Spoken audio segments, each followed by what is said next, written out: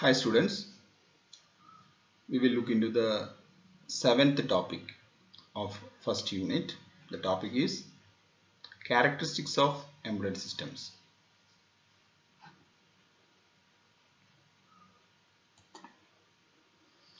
So what are the characteristics of embedded system? Okay, so if these characteristics are present, then we can say the system is an embedded system. Okay, so what is the first characteristics? Application and domain specific. The system must be for a specific application or a specific domain. Then only we can say it as a embedded system. Then reactive and real time. Then it operates in harsh environment. Irrespective of the environment condition, it has to work. Then distributed system. Then small size and weight. Another one thing is power concern. Okay, so these are the characteristics of embedded system. If these characteristics are present, then only we can say that it is an embedded system. Okay, so first we will look into the first characteristics, application and domain specific. Okay, so each embedded system has certain functions to perform. Okay, and they are developed in such a manner that it will be intended to function on that purpose only. They cannot be used for what? Another purpose. Okay, if it is possible to use for another purpose means what? It is a general purpose thing. Okay, so for the example, we can take a microwave oven and an air conditioner. Okay, is it possible to replace an air conditioner with a microwave oven? Even if you change the program also, it is not possible because the hardware is entirely different. The hardware used for this microwave oven and the hardware used for this air conditioner are entirely different. So these hardwares and softwares are designed for what? Some specific applications only. That's why we cannot use what? One system for another purpose. Okay, so then only we can say like what? This is an embedded system. Next one is a reactive and a real-time system. Okay, so what is a reactive system? What is a real-time system? So reactive system means what? If something happens, okay, if some event occurs, then some other process will happen. Okay, so that is what is called what? Reactive system. Okay, again I will tell you the example of air conditioner. Okay, air conditioner is a reactive system. How air conditioner is controlling the temperature? Based on the values that is given from the temperature sensor. So if the value of the temperature sensor is above some value, some threshold value, for example 25 degrees Celsius, then it will react, the system will react. How it will react? The compressor will be turned on. Okay, if it is below some temperature, some threshold value, then the compressor will be turned off. Okay, so this is an example for what? Reactive system. Then real-time system means what? If the process has to be completed within a particular period of time. Okay, specifically within a particular period of time. I told you the example of oximeter and oxygen supply to a patient. If the value of oxygen in the blood is reduced beyond some value, within fraction of seconds the oxygen supply has to be turned on and it will be given to the patient. Then only he can survive. And flight control systems all are real-time system. If something, if some delay is there, then what happens? It will cause loss of lives. Then braking system, anti-lock braking system is there. So what happens if brake is not functioning properly? Then also some life will lose. So medical equipments, military equipments, this automobile. So these are all real-time things. Okay, real-time means The process must be completed within a particular period of time. Next, operates in harsh environment. Operation in harsh environment. Okay, so irrespective of the environment condition, it has to work. So I'll tell you a simple example. That is our traffic light. Okay, so as we know, the traffic light is an embedded system. So how it is working? It is working in hard.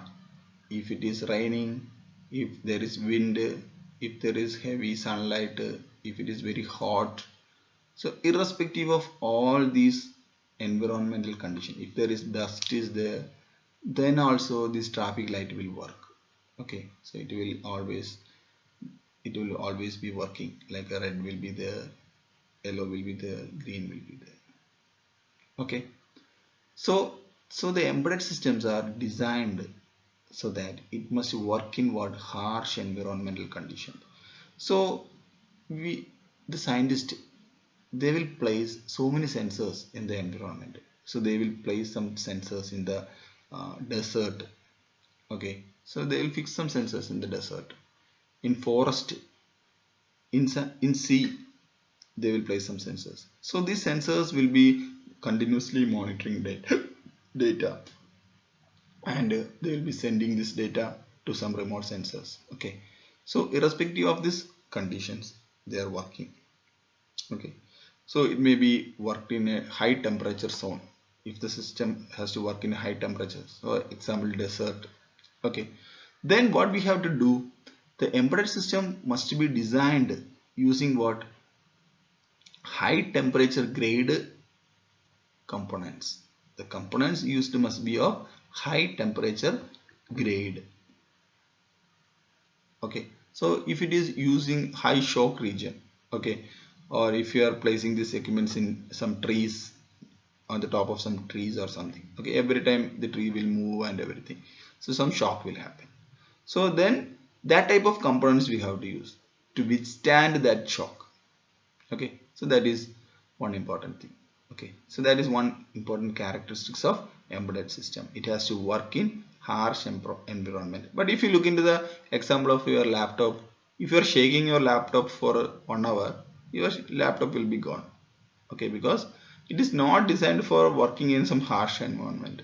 Okay, but if you look into the military grade laptops, okay, so they can work in anywhere because the components used inside that thing, and they have shock absorbers and cooling systems, etc will be there inside that type of laptops. Okay, next is distributed. So what is the meaning of distributed? Distributed means the embedded system can work individually, or it can work as a part of some big machine. It can work individually, and if you connect it to a big machine, it will work.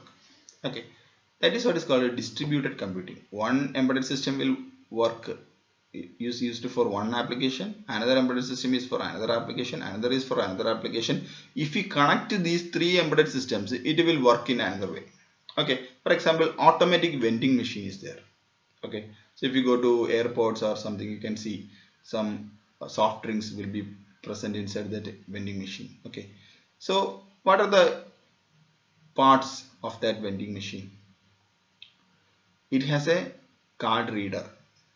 Okay, so it has to receive the money. Okay, if you give money only, it will give some soft drinks. Okay, so we have to put the card, we have to enter our pin and everything, which one we have to want. There will be a keypad, we can select something. Then a vending machine will be there, a motor like thing will be there, so it will provide what, that a particular soft drink. Okay, so each of them are embedded systems. Like card reader is a separate embedded system, vendor unit is a separate embedded system, keypad is a separate embedded system. Okay, the refrigerator is another an embedded system. Okay, but these are connected together, so that so any customer can put their card, the money will be debited from their account, and they will get what, one soft drink. Okay, so that is distributed embedded system. Then small size and weight. Small size and weight. Okay. So due to the development of this IC technology, integrated circuit technology, the size of the products are reducing day by day. Okay. Day by day, it was previously we used Walkman. Okay. Then after some 10 years, 20 years, we are using what some iPod. It is a less weight and very cute device. Okay. Then nowadays we are not using any iPhone, sorry, iPad or cameras or anything, because everything is incorporated inside our mobile phones or smartphones. Everything is there. Okay, the size, weight, shape, style, everything will be reduced. Okay, and the main advantage is like what, it is very easy to handle this thing. Okay, if it is a bulky product, it will not be able to handle. If it is a small product, it will be able to handle. We can place everything in our pocket itself. Okay, so people believe in face like what, small is beautiful. Okay, small is beautiful and it is convenient to handle. Okay, so embedded systems, most of the embedded system handheld devices must be small in size and less weight. Okay, so this is one characteristics of embedded system. Next is again we are discussing about power concerns. Okay, so in embedded system, power management is very important because the embedded systems must be designed in such a way that the heat dissipation and the power consumptions are very low.